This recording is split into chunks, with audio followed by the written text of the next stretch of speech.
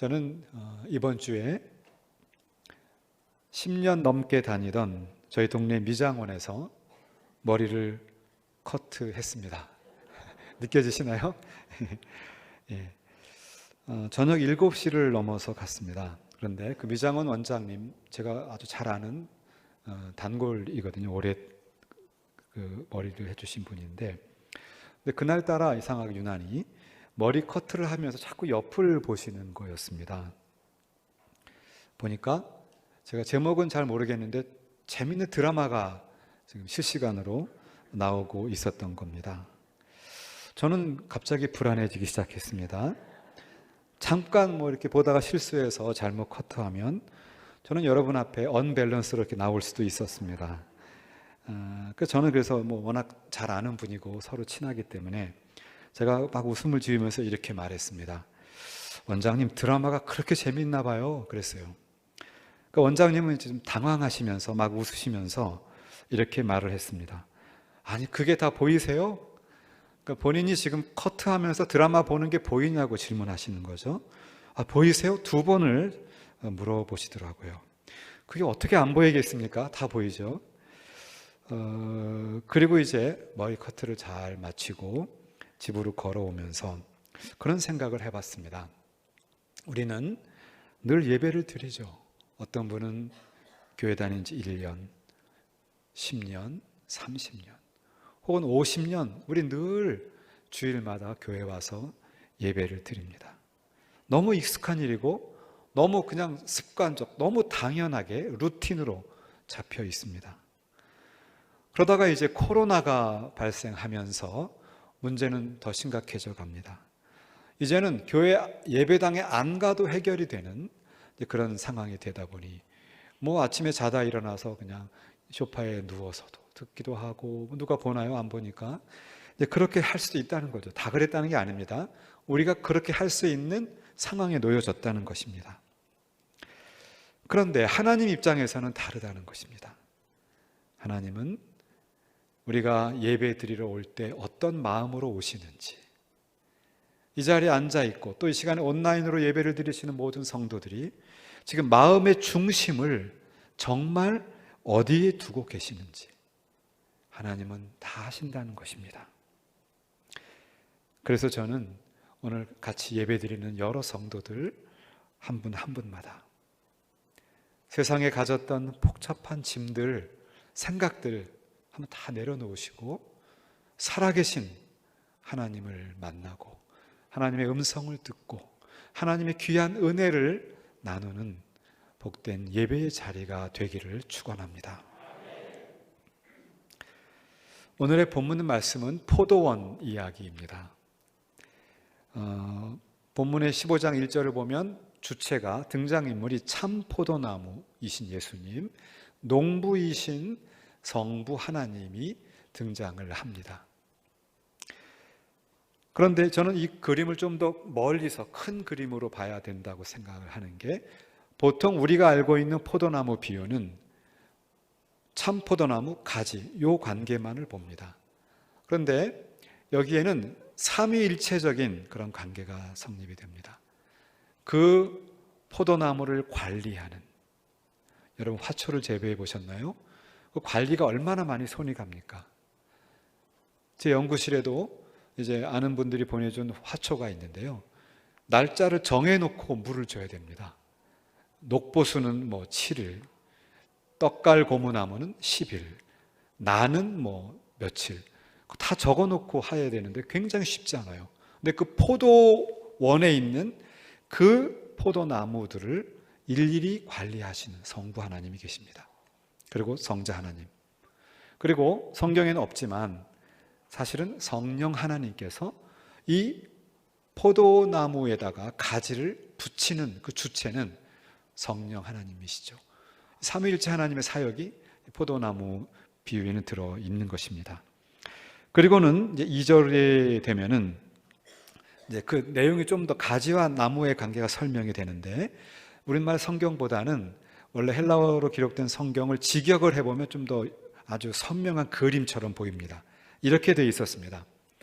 모든 가지들, 목적어가 앞에 딱 나옵니다. 내 안에 있는, 그런데 열매를 맺지 않는. 자, 앞에 꽉 나왔죠, 모든 가지들. 근데 이것을 성부 하나님께서 제거하십니다. 주어와 동사는 뒤에 나와 있어요. 도치가 된 것입니다. 그리고 또한 모든 가지들,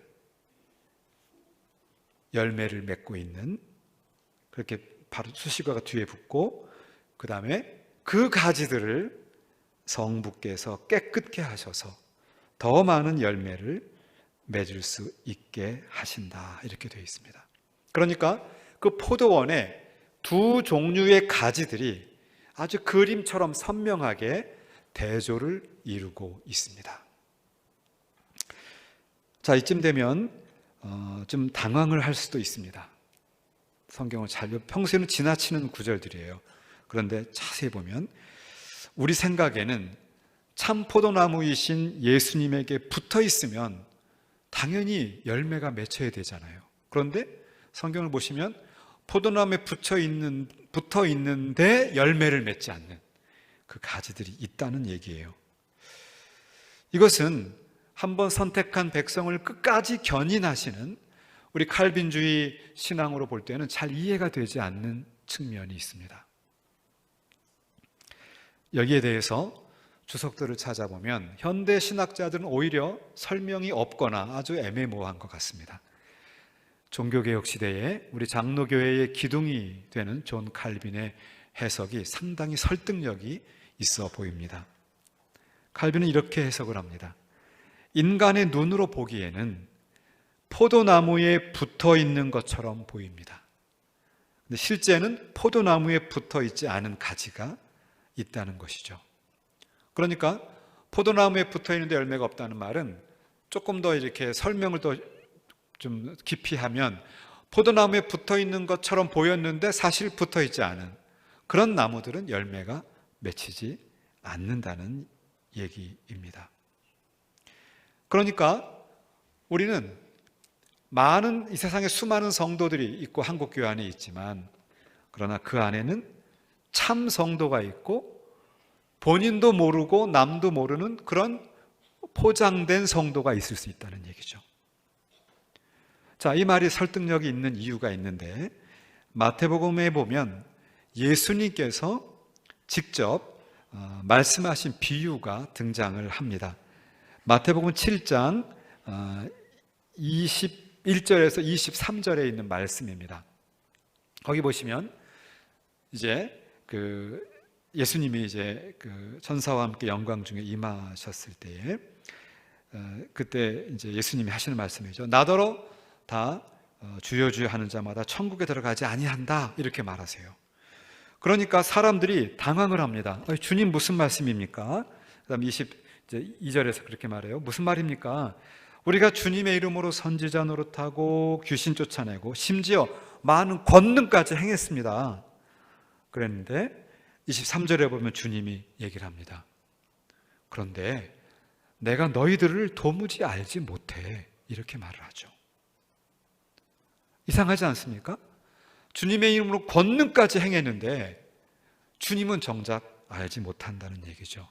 그 말은 우리가 겉으로 표현되거나 드러나는 것과 우리 양심의 모습은 다를 수가 있다는 것이에요. 여기에서 종교개혁 신앙이 출발합니다. 16세기의 유럽의 교회는 모든 사람은 태어나면서부터 로마 가톨릭 교회의 성도로 태어납니다. 왕도 황제도 다 가톨릭의 성도들이에요. 그러니까 저절로 자동적으로 로마 가톨릭의 성도가 되고 미사에 참여하면 저절로 영생을 받는 것으로 생각을 했습니다. 그런데 종교개혁 신앙이 나타나면서 어떤 다른 방법으로 야고보에게 기도해서 은덕을 얻거나 마리아에게 기도해서 은덕을 얻거나 예수님께 나아가는 그런 것이 아니라, 겉으로 드러나거나 다른 표현된 것이 아니라 우리 마음의 중심이 주 예수 그리스도를 믿을 때예요. 그게 조건입니다. 그럴 때에 하나님 나라의 백성이 된다는 것입니다. 이것이 종교개혁의 출발이었던 것입니다. 이제 예수님의 요한복음 15장의 말씀은 한 단계 더 나아갑니다. 4절에 보시면 내 안에 거하라 라고 말하면서 그러면 예수님도 우리 안에 거하겠다. 그런데 포도나무에 가지가 거하지 않으면 스스로 열매를 맺을 수 없는 것처럼 너희들도 그럴 것이다. 이렇게 말씀하십니다. 자, 그 다음에 5절이 되면 한 단계 더 나가요. 지금 여기 15장을 보시면 여러분이 한 절 한 절을 그냥 빨리 보시면 안 되고 굉장히 곰 씹으면서 읽으셔야 됩니다. 굉장히 팍팍팍 들어가요, 단계적으로. 6절에 보시면 5절에 보시면 5절에 보시면 예수님은 포도나무고 우리는 가지인데 그가 내 안에 내가 그 안에 거하면 열매를 많이 맺는다. 그런데 뭐가 있냐면 나를 떠나서는 너희가 아무것도 할 수 없다. 자, 여기 중요한 우리 개혁신학이 들어있습니다. 우리 생각에 여러분 교통사고가 나도 되게 원인을 따질 때 7대3 그죠? 손해 비율을 따질 때 6대4 이렇게 손해를 따집니다. 누가 잘못이 있느냐. 그런데 오늘 요한복음 말씀을 보면 0대100이에요. 0대100. 우리가 주님 안에 붙어 있으면 100% 열매를 맺고 우리가 주님에게 떨어지면 nothing, 아무것도 할 수 없다. 그러면 중요한 초점은 우리가 주님 안에 거하는 것이죠. 그것이 우리 개신교 기독교인들, 종교개혁의 유산을 갖고 있는 우리 참 너무나 품격 있는 장로교회, 우리 교회의 중요한 신앙의 고백이 되는 것입니다. 그리고는 6절에 가면 이제 그런데 예수님 안에 거하지 않는 사람들의 운명이 묘사되고 있습니다. 잠옷 무서운 표현입니다. 그 안에 예수 안에 거하지 않으면 가지가 나무에 거하지 않으면 이제 밖에 버려져 마른다 이렇게 말합니다. 여기서 우리가 주목할 단어는 버려진다는 단어예요. 가지가 스스로 떨어지는 것이 아니라 가지가 나무에서 떨어져 나가는 것이 아니라 떨어지면 버려진다는 것입니다. 그리고 나서는 이제 갑자기 동사가 바뀝니다. 능동태로 바뀌어요. 그들이 버려지고 말라진 가지들을 모으고 그리고 그것을 불에 던져 넣는다. 여기서 말하는 그들은 이런 가지들이나 그런 것이 아니라 농부들이죠. 떨어져서 말라버린 그 가지들을 주워서 불태웁니다. 여기에 다시 성부 하나님이 등장하죠. 이 포도나무 비유에서 우리가 많이 간과하고 있는 것이 성부 하나님의 사역입니다. 성부 하나님은 예수님에게 붙어있는 그 가지를 얼마나 가꾸고 전지해서 막 풍성하게 열매를 맺게 하시는지 몰라요. 그게 아버지 하나님, 농부 하나님의 일입니다. 그런데 붙어있지 않는 가지는 다 모아서 나중에 불태우는 것이죠. 이 세상이 다가 아닌 것이에요. 예수 믿는 사람들이 믿는 영생이라는 것이 이 땅의 것이 다 영생이라면 우리는 가장 불쌍한 사람들 아닙니까? 이 좋은 초가을의 햇살을 받으며 캠핑장으로 가고 골프 치러 가고 인생을 좀 더 까르페 디엠 있을 때 즐기자. 그런데 그게 다가 아니라 반드시 그날이 다가오는 것이죠. 이 영생을 바라보는 자들은 보이지 않는 것을 볼 수 있는 눈이 있는 것입니다. 자, 여기까지 정리해 보면 이렇게 되죠. 우리는 스스로는 이제 아무것도 할 수 없다 이렇게 되는 것입니다. 그러니까 우리가 예수 안에 거하면 열매를 맺고 거하지 않으면 열매가 없는데 우리 스스로는 아무것도 할 수 없기 때문이다. 여기까지 정리가 되었습니다. 여기서 이제 우리는 중요한 질문이 하나 생깁니다. 그러면 주님이 우리 안에 거하신다고 지금 하셨는데 과연 그것은 무엇일까? 주님이 내 안에 거하신다. 제가 여기 물컵에 물이 있습니다. 물컵에 물이 들어있으면 내가 물컵이면 주님이 내 안에 계시는 거죠. 이게 물이니까. 만약에 또 내가 물을 마셨어요. 그러면 마치 주님이 내 안에 거하는 것 같은 물리적인 그런 신체적인 느낌이 있을 텐데 그게 아니란 말이죠. 과연 주님이 내 안에 거한다는 것은 무엇일까? 여기에 오늘 설교의 첫 번째 중요한 초점이 등장합니다. 답은 7절에 있습니다. 7절. 우리 같이 한번 읽어보실까요? 시작.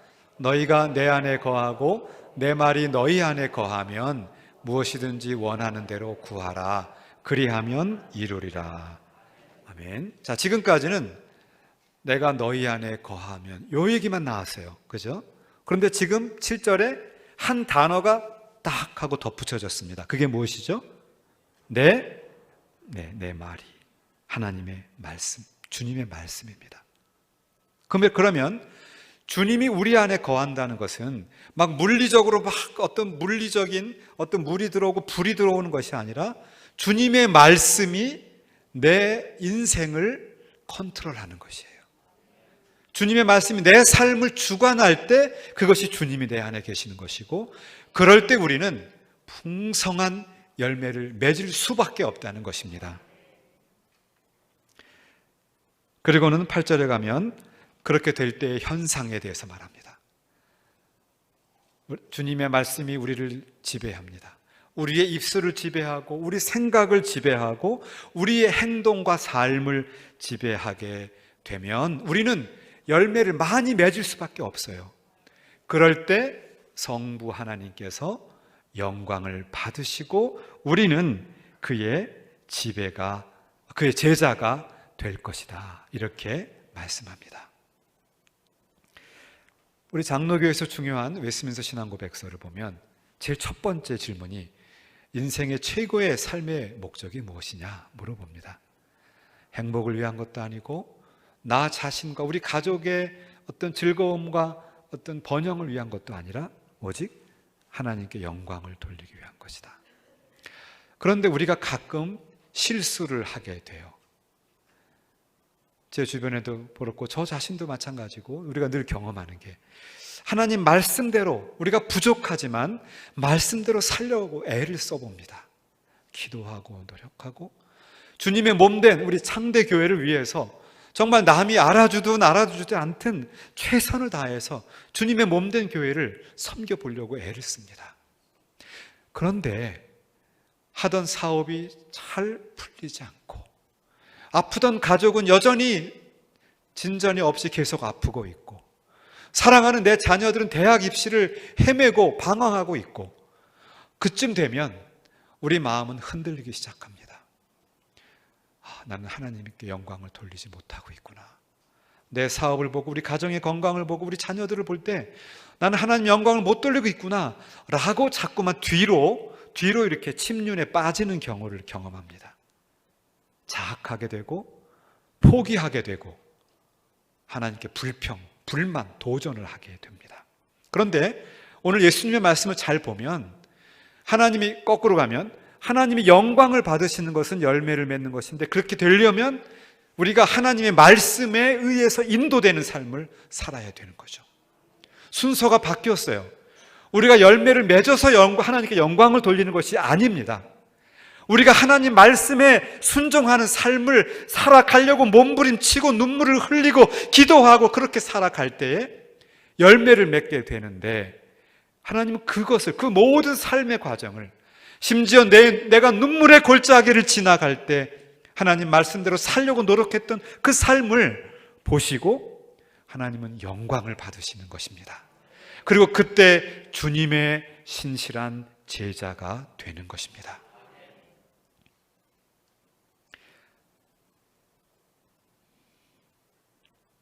그러면 이제 방향을 또 다른 방향으로 바꾸어 보겠습니다. 지금은 우리가 주님이 내 안에 거하시는 것을 찾아봤습니다.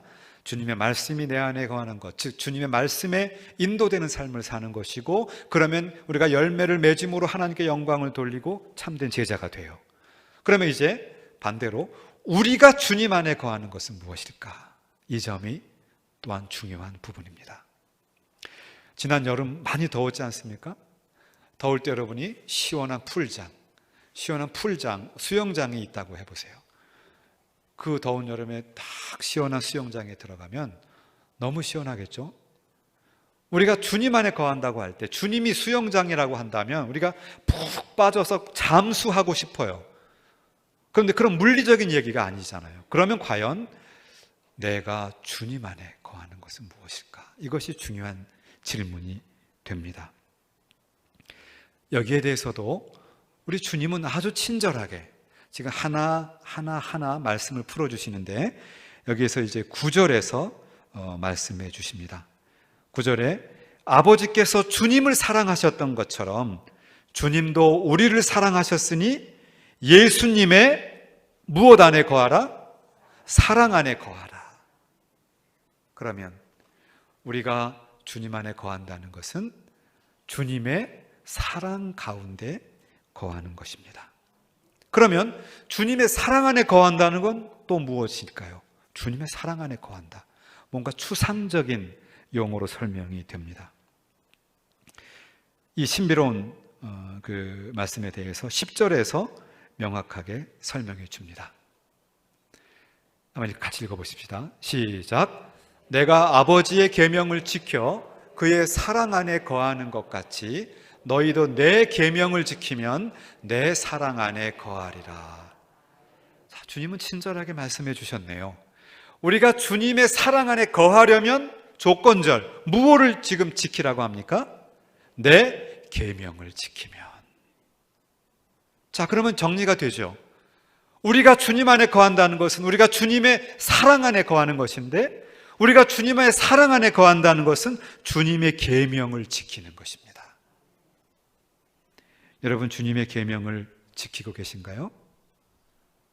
우리는 주님의 말씀, 주님의 계명, 주님의 명령을 지켜나갈 때 그것이 우리가 주님 안에 거하는 것이 됩니다. 그러면 주님의 계명이 많이 있겠죠. 그런데 그 주님의 계명을 압축해서 총정리를 한 것이 이제 12절에 나오는데, 내 새 계명은 곧 내가 너희를 사랑한 것 같이 너희도 서로 사랑하라 하는 것이에요. 주님의 사랑 안에 거하고 싶습니까? 그러면 서로 사랑하는 것입니다. 주님이 우리를 사랑하셨던 것처럼 서로 사랑하는 것입니다. 이것이 바로 나는 누구인가? 우리는 누구인가?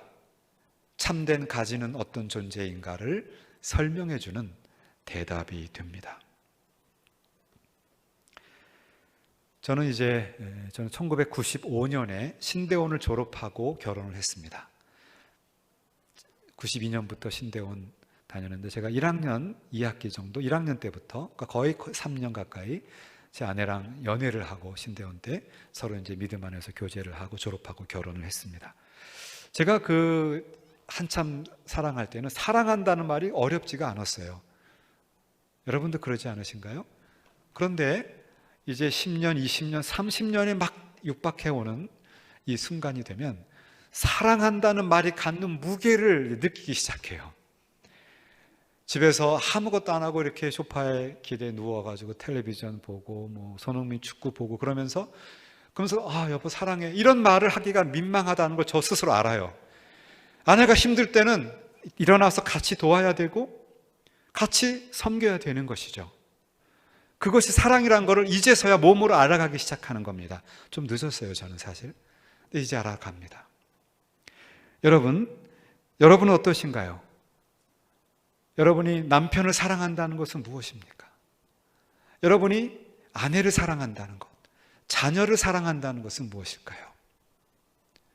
여러분은 자녀에게 등록금 대주고 스마트폰 사주고 그리고 맛있는 밥도 좀 밖에서 사주고 하면 자식을 사랑하는 걸까요? 여러분의 자녀는 그 무거운 인생의 청소년이라고 하는 무거운 짐을 짊어지고 학교에서 친구들 관계에 상처받고 그리고 입시 부담에 눌려서 그렇게 다람쥐 쳇바퀴 도는 인생을 사는 것처럼 내가 왜 사는지 막 그런 고민을 하고 있는 청소년 자녀들에게 여러분은 어떻게 사랑을 표현해 보셨습니까? 그들의 보이지 않는 소리를 들어보셨습니까? 보이지 않게 흐르는 눈물을 보셨나요?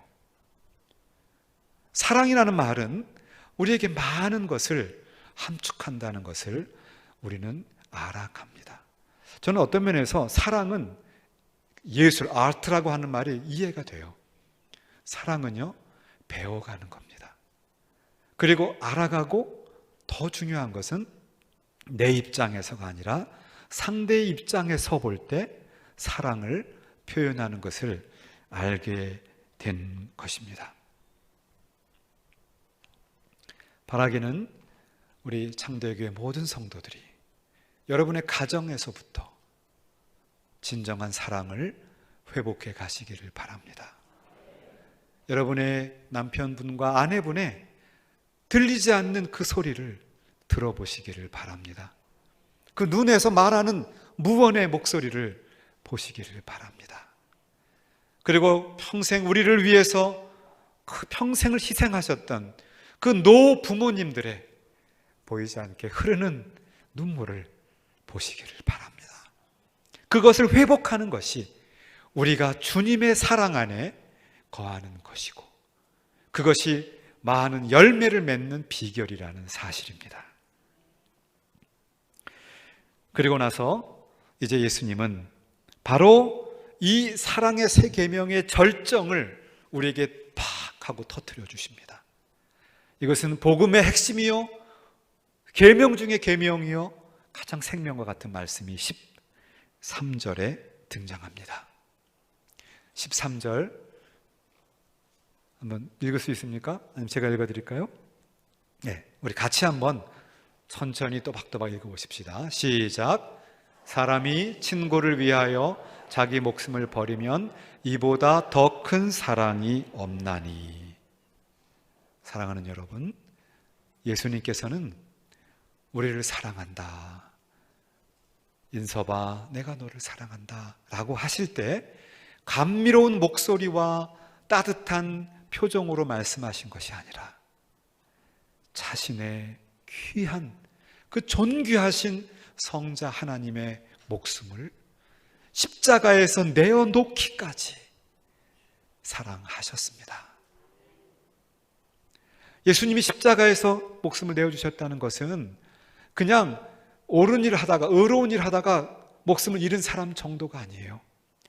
아담 이후로부터 내려오는 모든 인류의 죄의 그 저주를 온몸으로 짊어지고, 나의 아버지 나의 아버지 어찌하여 나를 버리시나이까, 그 온 죄의 열매와 그 죄의 결과와 저주를 짊어지고 육신의 몸으로 십자가 위에서 몸을 찢어내심으로 우리를 구원하신 그 십자가의 사랑을 말합니다. 그 십자가의 사랑으로 우리를 사랑하신 것처럼, 그 사랑을 받았으므로, 그 사랑을 알았기 때문에 우리는 이제 다른 사람을 사랑할 수 있는 마음이 생길 수밖에 없고, 그 주님을 아직도 알지 못하는 우리 가족이나 이웃들을 불쌍한 눈으로 볼 수 있게 되고, 그리고 그 주님의 사랑을 전하지 않으면 견딜 수 없는 불같은 선교와 전도의 마음을 우리에게 주시는 것입니다.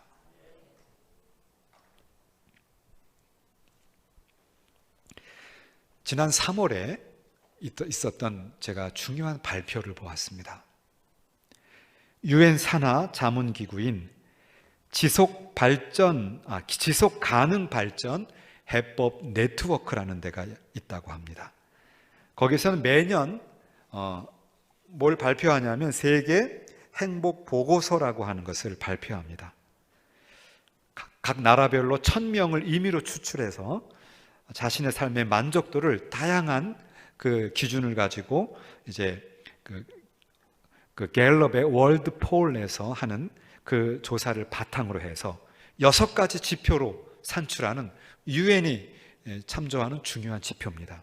지표를 보니까 1인당 평균 소득, 두 번째는 개인의 자유, 세 번째는 사회적인 신뢰도, 네 번째는 기대 수명, 다섯 번째는 사회적인 지원, 서포트, 여섯 번째는 관용, 이런 것이었어요. 그러니까 이 지표를 통해서 과연 그 나라 국민들이 얼마나 본인을 행복하다고 느끼는가. 1위부터 5위는 우리가 예상하는 것처럼 보통 북유럽, 서유럽 북쪽에서 주로 나왔어요. 행복 1위가 핀란드, 2위가 덴마크, 아이슬란드, 스위스, 네덜란드까지 5위가 매겨졌습니다. 그리고 독일은 14위, 미국은 16위, 영국이 17, 프랑스가 20위였습니다. 원래 선진국이었으니까 이해를 하고 저는 아시아 국가들이 궁금했어요. 봤더니 뜻밖에도 대만이 상당히 높아요. 26위, 일본은 54위, 중국은 72위였습니다. 당연히 한국이 궁금했죠. 과연 한국은 얼마나 행복한 나라일까? 보았더니 59위였어요. 충격이죠. 근데 이게 올해만 그런 게 아니라 계속 이 수준에서 유지되고 있다는 것이 더 우리를 안타깝게 하고 있습니다. 우리 한국은 사실 옛날 한국이 아니거든요. 요즘은 K자만 붙으면 K드라마, K팝, K영화, K푸드, 밖에 나가면 한국 사람을 오히려 환대하고 기뻐하고 반겨줍니다. 그리고 지표조사에도 GDP라든지 평균 기대 수명은 아주 상위층이었어요. 객관적인 조건은, 경제적, 물리적 지표는 한국은 행복할 수밖에 없는 나라이어야 합니다. 그런데도 왜 59위밖에 되지 않았는가? 그 지표를 분석해 보면 사회적 갈등, 사회적 불신, 이러한 인간 사회에 있는 여러 가지 그 복잡한 요소들 때문에 사람들 스스로, 우리 한국인들이 나는 불행해 라고 느낀다는 데 있어요. 여러분, 요즘처럼 한국이 발달한 시절이 단군일에 있었나요? 거의 없다고 봅니다. 세계 탑10 안에 우리가 들어갑니다. 그런데 우리는 스스로는, 대한민국 국민들은 가장 불행한 민족이라고 생각한다는 게 문제가 있습니다. 저는 그런데 여러분, 여기서 오히려 희망의 씨앗을 봅니다. 사람들은 가질 대로 가졌고 충분히 누리고 있음에도 불행하다고 느끼는 그 시점에서, 그래서 물질이 아니라, 조건이 아니라 예수 그리스도가 필요해. 예수님의 사랑이 정말 필요한 거야. 그것을 우리가 들고 나갈 수 있는 공간이 열려 있습니다. 예수님 외에는 이 쪼개진 한국 사회, 이 이익 집단 간의 충돌이 극에 달하고 있는 한국 사회를 근원부터 해결할 방법이 없다는 것이에요. 우리 교회에서 선포되는 그리스도의 십자가의 복음만이 이 사회를 치료할, 회복할 유일한 대안이 될 줄로 믿습니다. 우린 그것을 가지고 있습니다. 들고 우리의 이웃에게, 가족에게 나아가면서 사랑을 실천하고 섬길 때 하나님은 큰 영광을 주실 줄로 믿습니다. 이제 말씀의 결론을 짓겠습니다. 우리가 요한복음 15장을 정리해 보면 큰 포도원이 있다고 그랬습니다. 포도원에 농부되시는 그분은 해가 뜨거우나 비가 오나 부지런히 그 포도나무와 가지를 가꾸어 줍니다. 붙어있는 가지는 가지를 잘 전지해주고 잘 솎아주고, 떨어진 가지들은 모아서 불태우면서 그 포도원을 늘 부지런히 움직이시는 그 성부 하나님의 부지런하심이 우리를 인도해 주시는 줄로 믿습니다. 우리는 성령에 의해서 하나님께 결합된 주님의 포도나무에 붙여진 포도나무 가지들입니다. 그리고 그 예수님에게 붙여진 그 가지는, 다시 말하면 우리가 주님의 말씀에 순종함으로 주님이 내 안에 거하고, 또한 우리가 주님의 사랑의 계명, 서로 사랑하는 그 계명을 붙잡고 살아갈 때 주님이 내 안에 거하고 내가 주님 안에 거하는 것이라는 것, 그러면 풍성한 열매를 맺고 하나님의 영광을 받고 참 제자가 된다는 것, 이것을 우리가 다 이해했습니다. 여기까지 참 잘 이해하셨어요. 그런데 문제는 여기에 마지막 문제가 생기죠. 어떻게 사랑의 계명을 지킬 것인가? 어떻게 사랑할 수 있는가? 무엇을 해야 사랑을 하는 것인가? 저처럼 제가 이 소심한 A형입니다. 이 혈액형이 근데 혈액형이 성격과 맞는지 그건 잘 모르겠어요. 어떤 분은 혈액형과 성격은 안 맞는 별개다 이런 주장도 있고 맞는 주장도 있는데 저를 보면 맞는 것 같긴 해요. 제가 굉장히 소극적인 내성적인 면이 좀 많아요. 어떻게 사랑하는 건지 잘 모르겠어요.